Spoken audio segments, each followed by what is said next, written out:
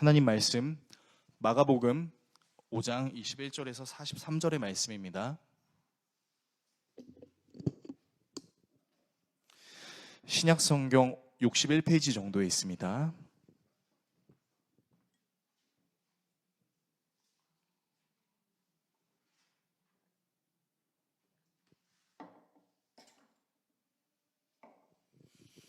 마가복음 5장 21절에서 43절의 말씀을 한 절씩 교독하시고 마지막 절은 같이 읽도록 하겠습니다.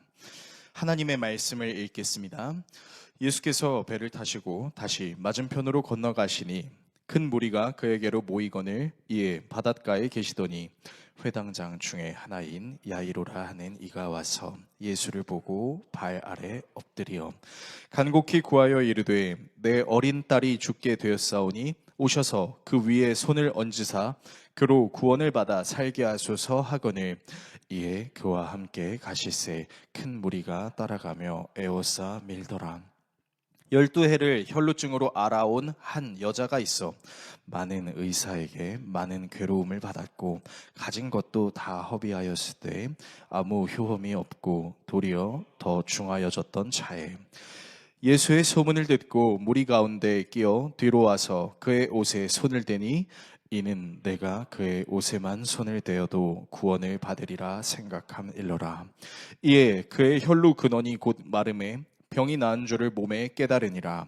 예수께서 그 능력이 자기에게서 나간 줄을 곧 스스로 아시고 무리 가운데서 돌이켜 말씀하시되 누가 내 옷에 손을 대었느냐 하시니 제자들이 여쭈아오되 무리가 에워싸 미는 것을 보시며 누가 내게 손을 대었느냐 물으시나이까 하되 예수께서 이 일 행한 여자를 보려고 둘러보시니 여자가 자기에게 이루어진 일을 알고 두려워하여 떨며 와서 그 앞에 엎드려 모든 사실을 여쭈니 예수께서 이르시되 딸아 내 믿음이 너를 구원하였으니 평안히 가라 내 병에서 놓여 건강할지어다.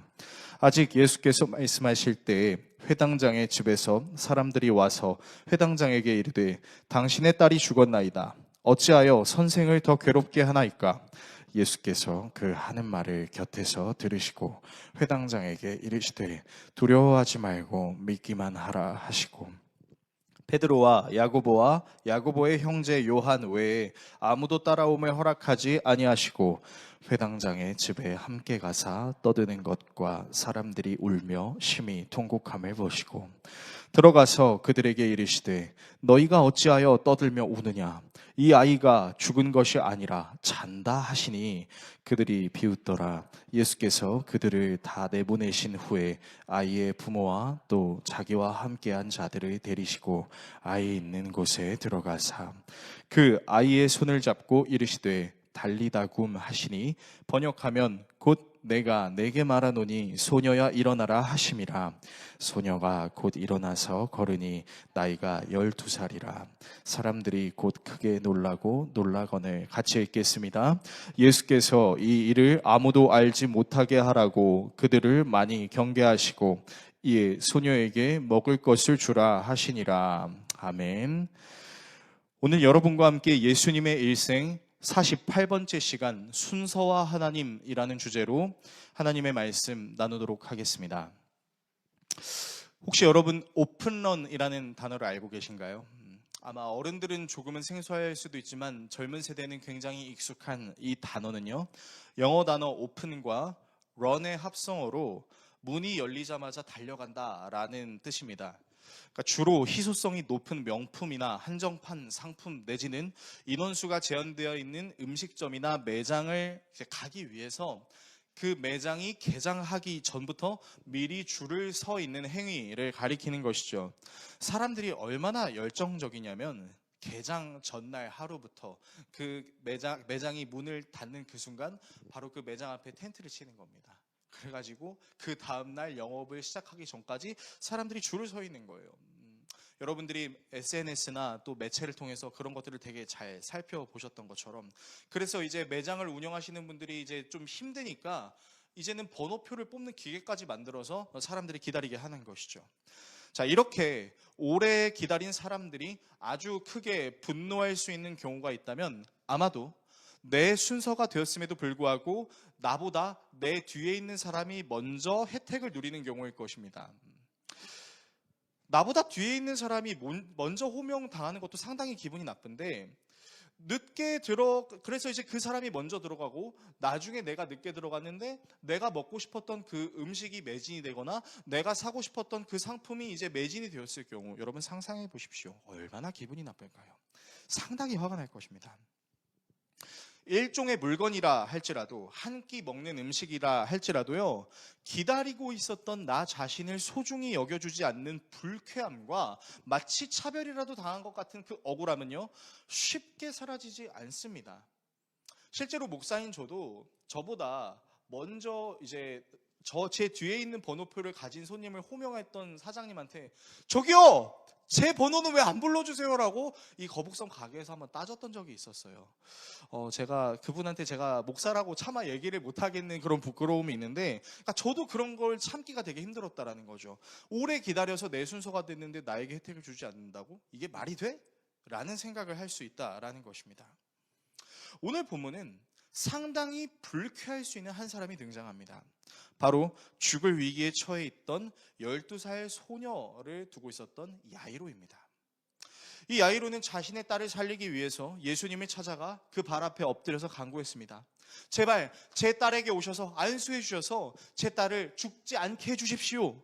그래서 그 야이로의 말을 들은 예수님이 이동하던 중 예수님의 옷에 손을 대었던 12년 동안 혈루병을 앓던 여인이 병이 낫게 되죠. 그리고 예수님께서는 굳이 그 여인에게 찾아가셔서 그 여인에게 딸아, 내 믿음이 너를 구원하였다. 건강하여라. 굳이 하지 않아도 되는 얘기를 막 해주시는 거죠. 심지어 그 상황은 사람들이 너무 많아서 내가 걸으려고 해서 걸을 수 있는 것이 아니라 밀려서 막 걸어가고 있었던 그런 광경이었다는 것이죠. 오늘 본문을 우리는 어떻게 이해해야 될까요? 예수님께서 야이로의 딸을 고쳐주시려고 가다가 혈루증 앓는 여인을 만나서 그 여인을 낫게 해주고 대화하던 그 순간 야이로의 딸은 죽게 되었습니다. 만약에 이 상황이 여러분에게 생기기라도 한다면 여러분은 어떤 생각을 하실 수 있겠습니까? 예수님이 야이로의 딸을 소중히 여기시지 않으신 것일까요? 아니면 야이로가 엎드려 간절히 구한 것보다 혈루증 여인이 예수님을 더 간절히 원했기 때문일까요? 아니면 무엇이 이로 하여금 야이로에게 실망감을 안게 해줄 수 있었을 것일까요? 이런 뒤집힌 것 같은 순서에 대한 고찰이 없다면 우리는 혈루증 여인과 야이로를 계속해서 비교하는 실수를 갖게 될 것입니다. 아마 혈루증 여인이 더 믿음이 좋지 않았을까요?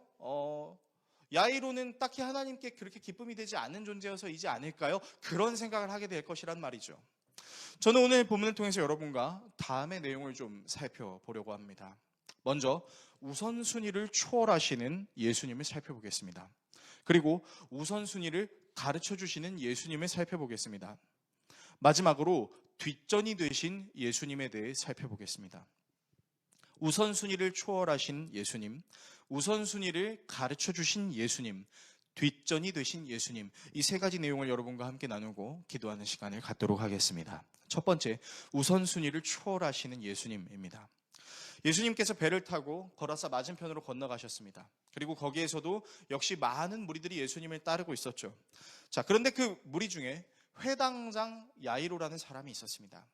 이 회당장이라는 직업은 당시 유대인들이 모여서 하나님의 말씀을 읽고 기도하는 회당을 관리하는 사람이었어요. 그렇기 때문에 굳이 말하면 이제 오늘날의 교회와 같은 역할을 한 곳이 바로 회당이라고 할 수 있겠습니다. 자, 그런데 예수님께서 사역을 하시고 계시던 당시에 회당을 돌아다니면서 말씀을 전하셨을 때 회당장들은 사실 좀 불쾌할 수 있었을 거예요. 왜냐하면 예수님께서 사람들에게 복음을 가르치시는 그 형태는요, 너희들이 알고 있었던 그 복음이 진짜 복음이라고 생각하지 마. 너희들은 이렇게 들었지만 내가 너희들에게 이렇게 가르칠게. 이게 복음이야 라고 예수님께서 항상 말씀하시고 다녔기 때문이죠. 그러니까 사실 예수님은요, 어떻게 보면 교회 파괴범이었습니다. 교회를 돌아다니시면서 진리의 말씀은 이것이야 라고 가르치니 교회를 운영하는 사람의 입장에서는 예수님이 달갑지 않았을 것이죠. 아마 야이로도 예수님을 그렇게 좋아하지는 않았을 것으로 추정됩니다. 그런데 그렇게 불편할 수 있는 예수님께 야이로가 다가간 이유는 그가 키우고 있었던 12살 된 소녀가 죽을 병에 처해 있었기 때문이죠. 그 어떤 것으로도 고칠 수 없다라고 생각하여 이 회당장 야이로는 불편할 수도 있는 예수님에게 다가가 그분의 발 앞에 엎드려 제발 제 딸에게 안수해서 병을 낫게 해주십시오 라고 요청합니다. 그리고 예수님은 따라가죠. 그런데 문제가 생겼습니다. 예수님이 이동하시는 곳에 수많은 사람들이 엉겨붙어 있었다라는 것이죠. 본문 24절을 보시면 에워싸 밀더라 라는 문장이 있는데, 이 문장을 쉽게 표현해드리면 마치 이런 것이죠. 러시아워의 출근 시간에 대중교통을 이용하는 출근 직장인들이 2호선 내지는 4호선으로 서울을 지나가고 있다라고 여러분 상상하시면 아마 편하실 것입니다. 다들 그러신 적이 있었겠지만 정말 거기 가면요, 제가 움직이지도 않았는데 움직여지는 역사를 경험하게 됩니다. 마치 지하철에서 역사하시는 하나님, 지하철을 운행하시는 하나님인 것처럼 저도 모르게 이렇게 막 밀려서 움직이는 거죠. 그러니까 지금 예수님은 자기의 몸을 막 이렇게 거동을 막 이렇게 자기가 챙길 수 있는 그런 상황이 아니었다라는 거예요. 자, 그런데 더 불편한 상황이 등장합니다. 그 큰 무리 중에는요, 12년 동안 혈루증을 앓고 있었던 한 여인이 있었다라는 것이죠. 이 혈루증이라는 것은 쉽게 말하면 이제 여성이 하혈하는 것인데, 이 하혈이 멈추지 않는 것을 의미합니다. 그러니까 계속해서 하혈을 하는데 이 하혈을 했던 기간이 무려 12년입니다. 게다가 이 여인은 이 하혈하는 병을 고치기 위해서 수많은 돈과 시간을 썼음에도 불구하고, 여러 의사들을 만났음에도 불구하고 오히려 자신의 병이 더 심각해지는 어려움, 괴로움을 앓고 있었던 것이죠. 얼마나 고통스러웠을까요? 심지어 26절을 보면은 이 여인은요, 이 병을 고치기 위해서 모든 재산을 허비했다라고 말하고 있습니다. 그러니까 이 여인은요, 예수님이 병든 사람들을 고쳐준다라는 소문을 들으면서 이런 생각을 하게 된 거죠. 아, 저분의 옷깃이라도 내가 잡게 된다면, 저분의 옷의 가장자리만이라도 내가 잡으면 병이 나을 수 있지 않을까? 구원받을 수 있지 않을까라고 생각했던 것이죠. 그리고 놀랍게도 예수님의 옷을 잡자 그 출혈의 근원이 마르기 시작한 것입니다. 그리고 예수님께서는 자신의 능력이 싹 빠져나간 것을 감각으로 느끼시고 나서 누가 내 옷에 손을 대었냐? 하고 소리를 치기 시작하십니다. 그래서 이제 밀려가던 그 행렬이 이제 멈추게 되고, 예수님께서 주변을 파악하시고 거기서 자신의 옷깃에 손을 댔던 혈루증 여인을 만나게 되죠. 그리고 그 혈루증 여인에게 이렇게 얘기합니다. 딸아, 자기가 낳아주지도 않았는데 딸이라고 얘기하는 겁니다. 딸아, 내 믿음이 너를 구원하였다. 건강하여라. 이렇게 얘기를 하는 겁니다. 혈루증 여인에게는 이런 예수님은 생명의 은인이나 다름없습니다. 그런데 이 상황을 지켜보고 있던 야이로의 심정은 어땠을까요? 지금 자기 딸이 죽어나가고 있습니다. 다른 의사들이 병을 고쳐주지 못합니다. 유일한 수단이라고 생각했던 게 예수님이었어요. 그래서 예수님에게 찾아가서 내키지 않지만 무릎을 꿇고 엎드려서 제발 내 딸을 고쳐주세요, 안수해주세요, 빨리 좀 와주세요 라고 얘기했는데, 빨리 가셔야 되는 예수님이 빨리 가지 않고 도중에 자신의 옷깃을 붙잡았던 혈루증 여인과 웃으며 대화하고 있는 모습을 보고 있는 그 심정이 어땠을까요? 물론 낫게 된 거는 축하해야 될 일이에요. 그런데 먼저 부탁한 사람이 누굽니까? 야이로 아닙니까? 야이로의 손을 예수님이 먼저 들어주셔야 되는 거 아닌가요? 그래도 야이로는 꾹 참고 있었던 것 같아요. 성경에서 야이로가 분노했다라는 내용이 등장하진 않습니다. 그런데 혈루증 여인과 예수님이 대화하고 있는 그 와중에 한 가지 비보가 들립니다. 회당장 집에 사람들이 와서 회당장에게 말하는 거죠. 야이로, 당신의 딸이 죽었습니다. 더 이상 따님을 위해서 이제 할 수 있는 게 없습니다 라고 얘기를 하는 거예요. 야이로의 심정이 어땠을까요? 그런데 넋이 나갈 수도, 굉장히 고통스러울 수도 있었던 그 야이로에게 예수님은 다가가서 이렇게 말씀하십니다. 두려워하지 말고 믿기만 하라. 자, 여러분, 이게 성경에 기록되어 있으니까 별로 감흥이 없을 수 있는데, 여러분에게 이런 일이 일어났다고 생각하고 이 말씀을 들었다고 생각해 보세요. 여러분, 저라면요, 이게 뭔 개소리야 라는 생각을 하게 될 것 같아요. 죽었어요. 끝났어요. 이제 내 딸이 떠나갔어요. 그런데 두려워하지 말래요. 뭘 두려워하지 말라는 거죠? 오히려 제 마음속에는 화가 일어났을 것 같습니다. 아니 예수님, 당신이 지금 이 혈루증 여인과 대화하고 있는 이 시간만 아끼고 그냥 옷깃을 잡아서 능력이 나간 거 그냥 그렇다고 치고 넘어가서 빨리 내 딸에게 와서 안수해줬으면 내 딸 낳은 거 아니에요? 라고 얘기할 수 있는 거 아닌가요? 도대체 뭘 두려워하지 말라는 거죠? 뭘 믿으라는 거죠? 만약에 여러분에게 이런 상황이 닥친다면 여러분의 기분은 어떠시겠습니까? 게다가 야이로의 집에 가보니 이미 소녀의 죽음을 본 사람들이 슬픔을 위로하기 위해서 울며 통곡하고 있었습니다. 우리나라 장례 문화에도 곡한다라는 것이 있는 것처럼 여러분, 그러니까 슬픔을 이기지 못하는 사람들이 그 마음대로 울지 못하는 것을 편하게 울라고 아이고 아이고 이렇게 해주는 사람들이 있어요. 실제로 장례식장에서 이 사람들이 곡하는 사람들처럼 이때 당시에도 곡을 하는 사람들이 있었습니다. 그런데 그 곡하고 있는 사람에게 예수님께서 가서 말씀하시는 거죠. 왜 이렇게 시끄러워? 왜 이렇게 떠들어? 지금 이 소녀는 자고 있는 거야 라고 얘기를 하고 있는 겁니다. 저는 계속해서 이 본문을 묵상하면서 야이로가 사실은 보살이 아닌가라는 생각을 좀 해봤어요. 왜냐면요, 지금 예수님이 하고 계시는 행동들이요, 우리의 상식으로는 이해가 안 되는 거예요. 그러니까 펑펑 울으라고 곡한 사람한테 야, 죽은 거 아니야, 자고 있어. 이게 무슨 소리예요 도대체. 그런데 그렇게 절대로 믿을 수 없는 헛소리를 하고 계신 예수님께서 소녀에게 다가가서 그 소녀의 손을 잡으시고 달리다굼 하십니다. 여러분, 절대 달리다굼은요 멋있는 게 아닙니다. 제가 혹여나 오해하실까봐 말씀드리는 건데, 막 이렇게 말씀하시는 분들이 계세요. 예수님이 다가가셨습니다. 그리고 말씀하셨습니다. 달리다굼! 아니에요. 네, 여러분, 이렇게 설교하시는 분들의 설교를 들으시면 여러분 조심하시길 바라겠습니다. 여러분, 달리다굼은 뭐냐면요, 너무나 아름답고 너무나 귀여운 작고 조그만 그런 소녀 아이를 편안한 목소리로 일어나야지 일어나야지 이렇게 깨우는 거예요. 우리 이혜민 집사님, 사랑이가 자고 있는데, 곤이 자고 있는 저 어린 아기 인상한테 일어나! 분유 먹을 시간이야! 이렇게 하십니까? 안 하잖아요. 사랑아 일어나야지 일어나야지 이렇게 하잖아요. 그러면서 이제 미간이 좁혀지긴 하지만 그래도 그렇게 하는 것처럼, 그러니까 정말 부드럽게 이렇게 예수님께서 달래주시는데 이 소녀가 정말로 일어난 거죠. 그럼 여러분, 이 사건을 통해서 예수님께서 말씀하고자 하시는 바가 무엇이었을까요? 원래 우리의 상식대로라면 예수님은 혈루증 여인을 먼저 봐주셔야 되는 게 아니라 번호표 순서대로, 자, 야이로의 딸을 먼저 보고 그 다음에 너를 낫게 해줄게 라고 생각하는 게 우리의 상식입니다. 그렇지 않습니까?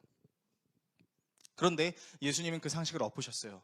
그렇다고 해서 야이로의 딸이 죽었나요? 아니죠. 야이로의 딸이 살아났죠. 그렇다라는 것은요, 예수님 앞에서 그 어떤 응급 상황도 우선순위는 없다라는 겁니다. 다친 사람이든 죽은 사람이든 예수님 앞에서는 누구든지 회복이 될 수 있기 때문에 예수님 앞에서 누구를 먼저 하고 누구를 나중에 하느냐의 문제는 크게 중요한 문제가 아닌, 예수님은 초월하셔서, 순서를 초월하셔서 역사하시는 주님이다라는 것이죠. 여러분, 사실 응급실에 가면요 원칙이 하나 있습니다. 어떤 원칙이 있냐면, 들어온 순서대로 치료해주는 원칙을 갖고 있지 않습니다. 위급한 환자의 순서에 따라서 치료합니다. 이것 때문에 제가 진짜 섭섭했던 적이 있었어요. 제가 상당히 농구를 좋아해서 농구를 열심히 하다가, 이제 막 열심히 농구를 하다가 저랑 같은 팀에 있었던 한 그 팀원이 깜짝 놀랐었어요. 그래서 농구를 하다 말고 막 소스라치게 놀라니까 왜 그래? 왜 그래? 왜 뭐 때문에 그러는데? 이랬는데 그 같은 팀원이 저한테 이렇게 얘기하는 거죠. 야, 재성아, 너 손가락이 90도로 꺾여 있어라고 얘기를 하는 거예요. 제가 지금 이 왼손 새끼손가락을 완전히 펴지 못하는 이유가 뭐냐면, 그때 농구를 할 때 제 이 새끼손가락이 정확하게 90도로 꺾인 적이 있었습니다. 그런데 여러분, 사람이 얼마나 집중하는 힘이 무섭냐면, 농구가 너무 재밌어서 제 손가락이 꺾인 줄도 모르고 제가 농구를 하고 있었던 거예요. 그래서 이제 나중에 이제 친구가 말하는 얘기를 듣고 새끼손가락을 보니까 기역자로 꺾여 있는 걸 보고 저도 아! 하고 소리를 지르면서 이제 그때 이제 통증이 오기 시작하는 거죠. 그래서 이제 빨리 이제 구급차를 불러야겠다. 119에 전화를 해서 이제 그 구급차를 타고 안산 고대병원으로 갔습니다. 근데 너무 섭섭했어요. 전 진짜 너무 아팠거든요. 여러분 손가락 90도로 꺾여보신 분 있으세요? 여러분 진짜 아파요. 손가락이 기역자라니까. 근데 이 기역자로 돼가지고 제가 막 이러고 있는데, 응급실에서 이러고 있는데 의사들이 저한테 눈길을 안 주는 거예요.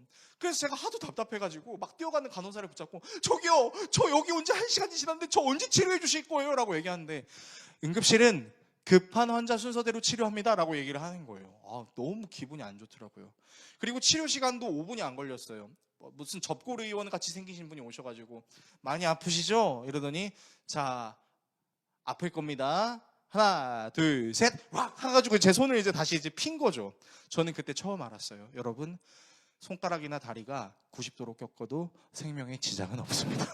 여러분, 접고로니 한번 이렇게 해주시면은 다리가 붓고 팔이 붓는 거죠. 근데 그럼에도 불구하고 제 마음속에는 불만이 있었어요. 왜 빨리 치료해주지 않는 거야? 내가 여기 먼저 왔는데. 그러나 예수님께는 이런 응급이라는 단어 자체가 적용될 수가 없는 것이죠. 왜냐하면 예수님은 죽은 자도 살려내시는 능력을 갖고 계신 분이시기 때문입니다. 예수님은 죽어가는 환자를 향해 달려가서 어떻게 해야 이 환자가 살 수 있지? 하고 다급한 모습으로 달려가시는 분이 아니시라, 예수님은 모든 생명의 주관자이시죠. 모든 만물을 창조하셨듯 모든 만물을 고치실 수도 있고 죽은 만물도 살려내게 하실 수 있는 능력이시기 때문에 예수님께는 우선순위의 개념이 없을 수 있다는 것입니다. 오히려 그것을 초월하여서 역사하시는 분이라는 사실이죠. 우리는 꺼져가는 등불을 보며 노심초사하며 어떻게 하면 이 불이 꺼지지 않을 수 있을까를 고민하지만, 예수님은 꺼진 등불도 다시 켜게 하시는 분이신 능력의 하나님이란 사실입니다. 즉 본문은 야이로보다 혈루증 여인의 믿음이 더 강해서 예수님이 믿음이 더 강한 쪽에 역사하신 것도, 예수님이 야이로에게 특별히 관심이 없으셔서 대충 역사하신 것이 아니라, 사람은 순서라는 한계에 갇혀 있을 수 있지만 예수님께 순서는 절대로 예수님의 한계가 될 수 없다라는 것, 오히려 예수님은 순서를 초월하시는 분이라는 사실을 오늘 본문이 알려주고 있다라는 것입니다. 두 번째, 우선순위를 가르쳐 주시는 예수님입니다.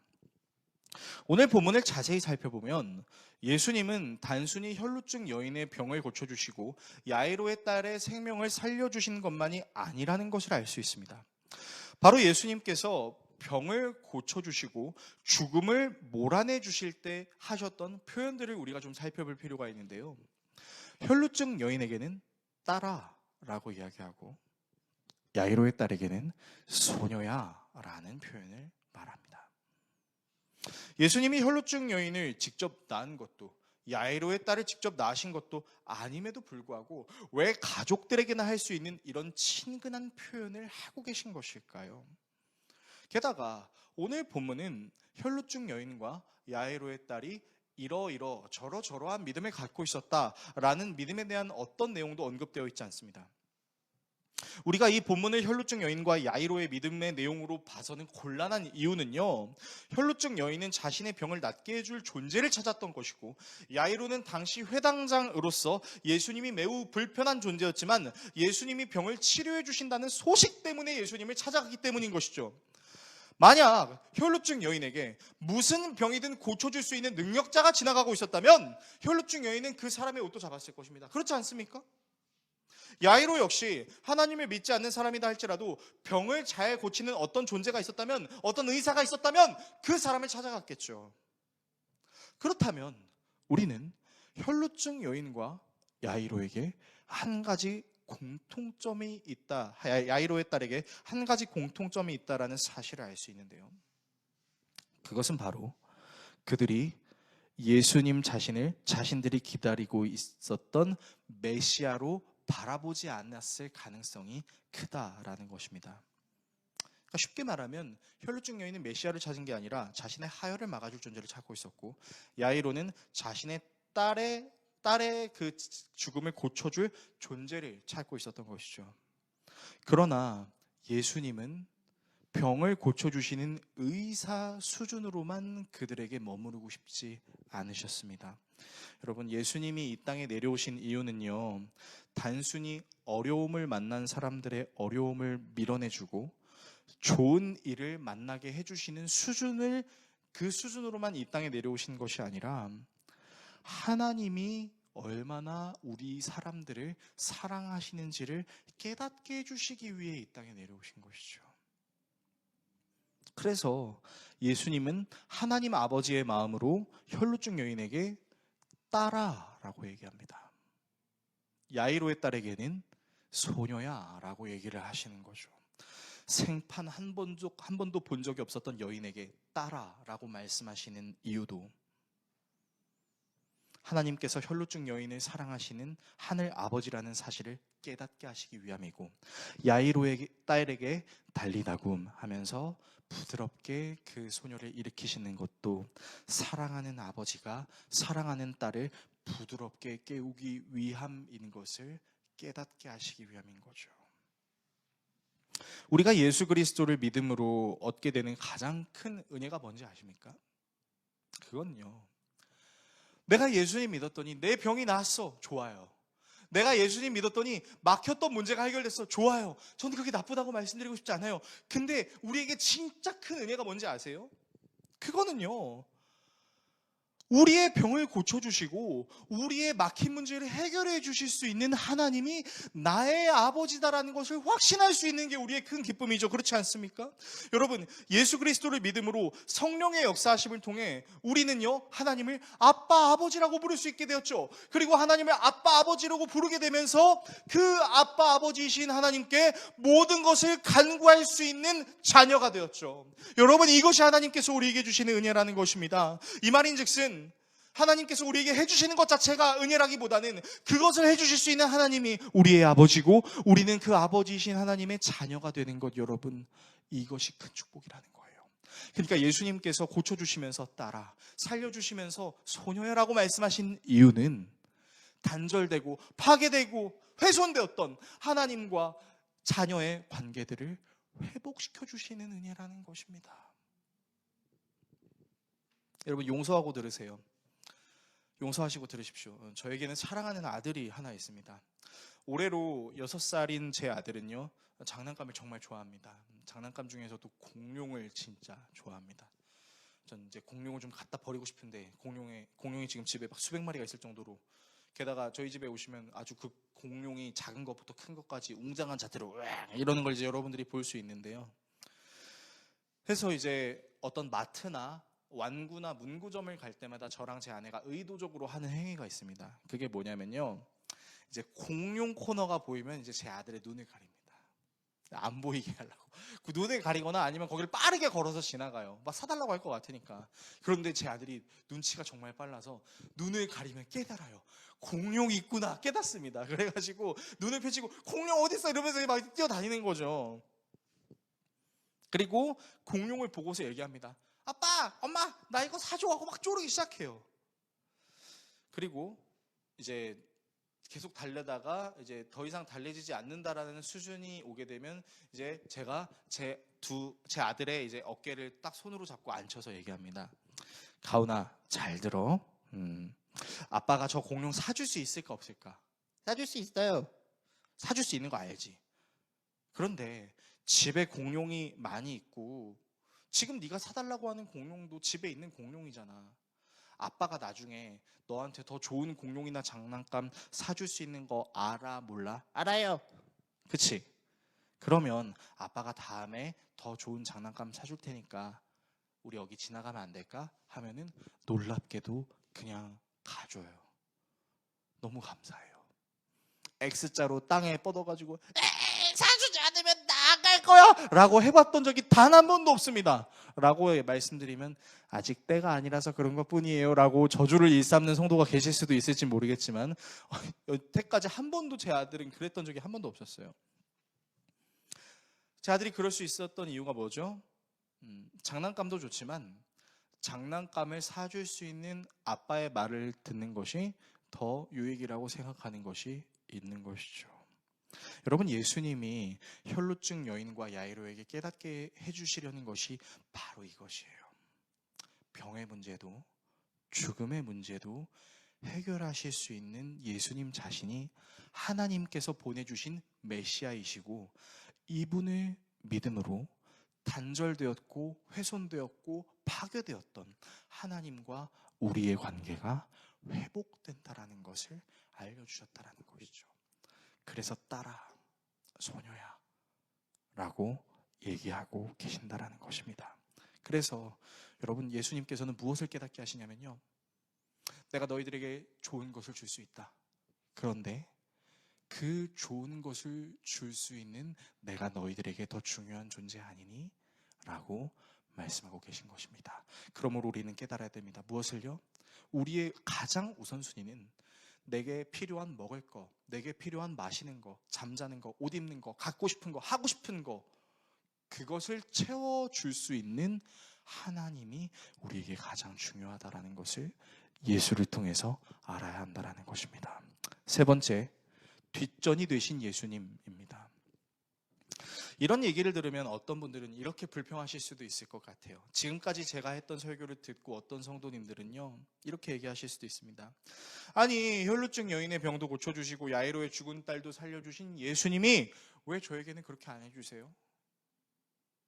제가 수십 년 신앙생활을 했는데 열심히 성경 읽고 기도하고 말씀 보고 예배드리고 교회 봉사도 하고 이 세상에서 선이라고 말할 수 있는 것들을 다 행했는데 왜 저에게는 이들에게 보여주신 역사를 안 보여주시는 거죠? 라고 말하는 거죠. 여러분은 그런 생각 해보신 적 없으십니까? 뭔가 대단한 일을 경험해서 훌륭한 일을 해내서 인터넷이나 SNS나 TV를 통해서 어떤 간증거리가 나와서 그 사람들이 하나님이 저에게 이렇게 큰 불을 안겨주셨어요, 하나님이 저에게 이런 어려운 상황을 역전시켜 주셨어요 라는 얘기를 들었을 때, 물론 하나님은 대단하시다라는 한편의 마음도 있지만 다른 한편에는 왜 그런 하나님이 나에게는 그렇게 역사하시지 않지? 라는 의문을 가지신 적은 없으십니까? 저는 상당히 많이 해봤습니다. 그래서 목사이지만 저는 죄송한 말씀이지만 하나님이 저에게 이렇게 큰 일을 행하셨어요 라는 간증을 들을 때 솔직히 기쁘지만은 않습니다. 마음속 한편에는 불편한 마음도 있어요. 우리 성도들 중에 여전히 어려운 성도들이 있는데 그 성도들에게 왜 하나님은 역사하시지 않으시지? 라고 생각할 수 있는 연약함이 저에게 있기 때문이죠.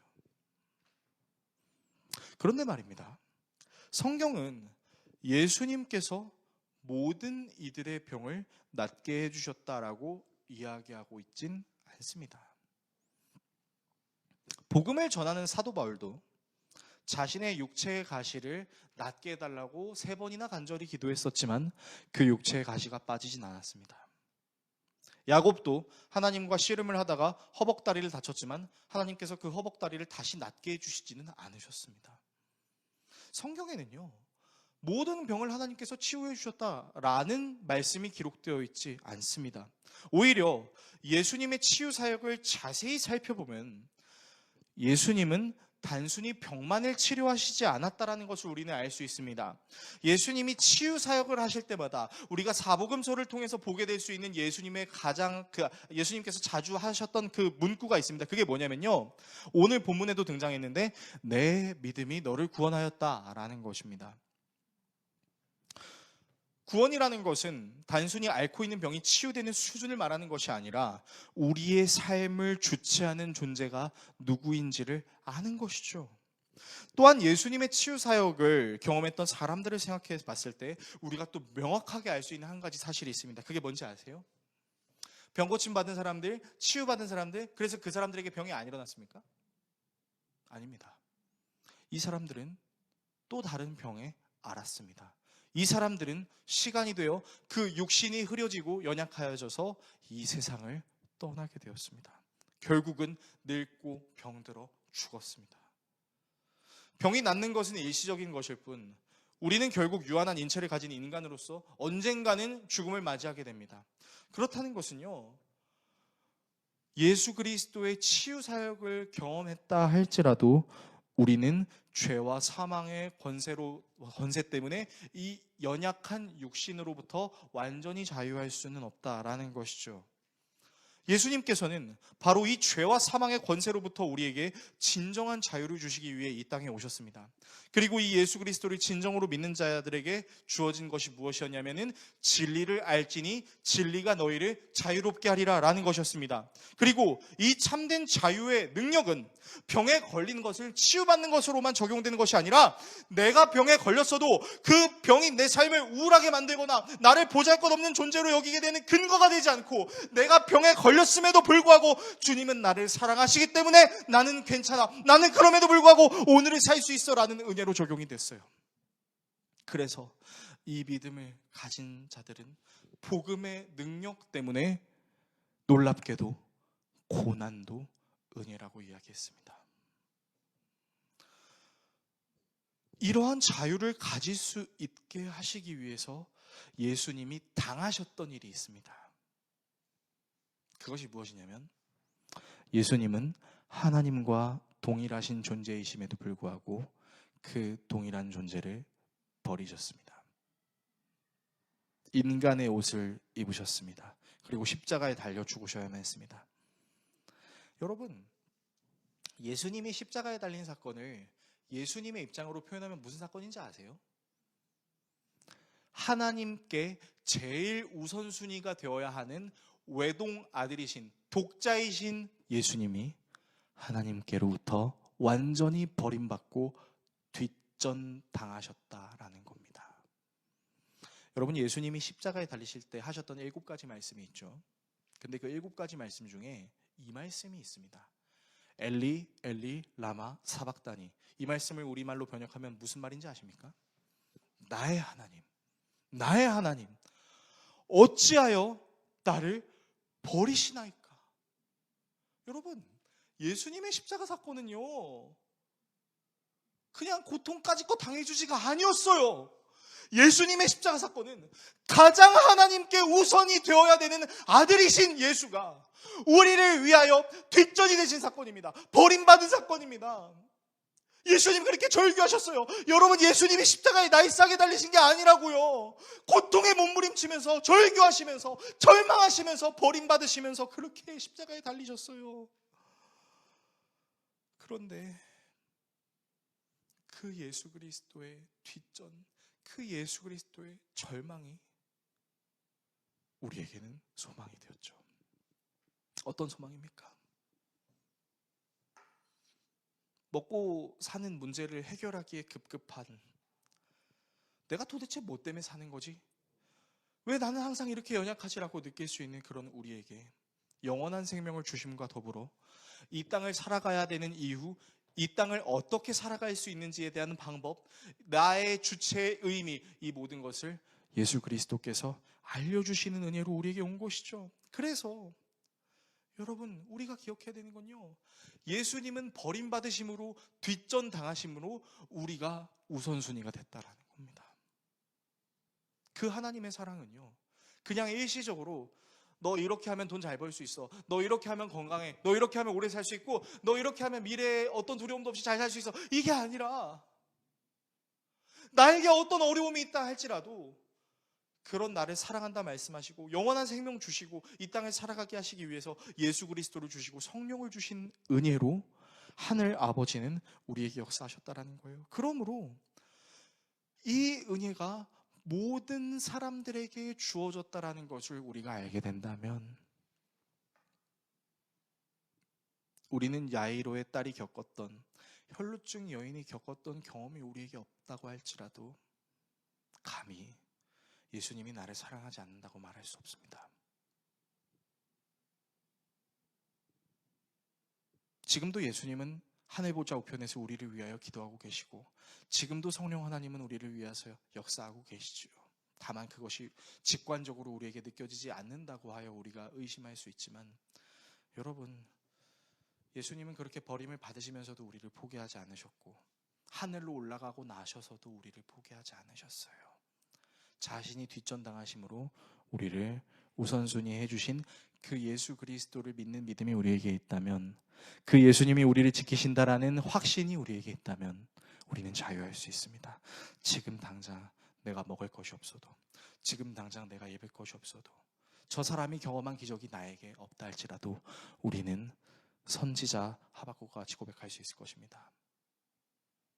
무화과 나무 잎이 마르고 포도 열매가 없어도, 감람나무 열매 그치고 논밭에 식물이 없어도, 우리의 양떼가 없으며 외양간 송아지가 없어도 나는 여호와로 말미암아 즐거워할 것이다. 나는 여호와로 말미암아 즐거워할 수 있다. 이 은혜가 여러분에게 있기를 간절히 소망합니다. 설교를 정리하겠습니다.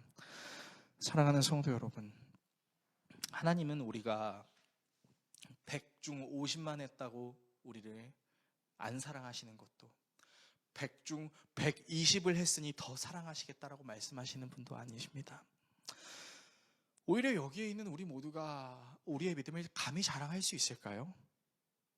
아니요. 만약 내일 예수님이 재림하신다라는 사실을 알게 된다면 우리는 아마 계산을 할 겁니다. 내가 천국에 갈 수 있을까? 지옥에 가게 되면 어떡하지? 지금이라도 회개해야 되지 않을까? 내가 뭘 잘못했지? 이런 것들 계산하기 시작할 겁니다. 우리는 항상 연약합니다. 상한 갈대 같아요. 이리 흔들리고 저리 흔들리기도 하고 꺾이기도 하고 뽑힐 위기에 처하기도 합니다.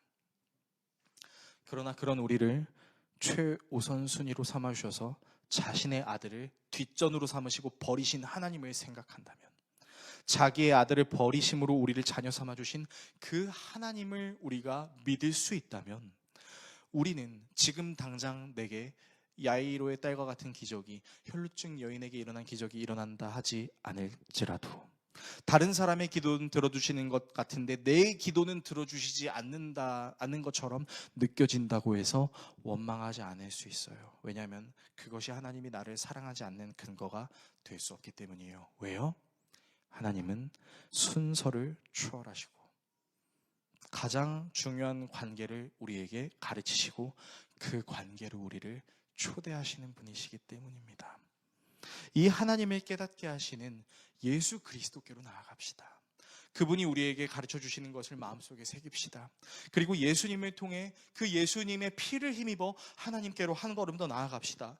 그분이 우리에게, 하나님은 순서를 초월하시는 분이심을 깨닫게 하실 것입니다. 그분이 우리에게 가장 중요한 것은 하나님과 우리의 관계라는 것을 깨닫게 하실 것입니다. 그분이 우리에게 예수 그리스도를 버리심으로 우리를 얼마나 사랑하셨는지를 깨닫게 하실 것입니다. 이 사랑이 우리를 자유케 하실 것입니다. 이 사랑을 잊지 않으시는 저와 여러분 모두가 될 수 있기를 예수 그리스도의 이름으로 축원합니다. 기도하겠습니다.